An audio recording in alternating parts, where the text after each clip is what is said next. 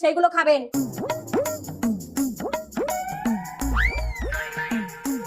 শুনলা তো ডাক্তার বাবু কি বললো? এবার কিন্তু ওসব ছাইপাস খাওয়া ছাড়তে হবে। ঠিক আছে বাবা, ছেড়ে দিলাম।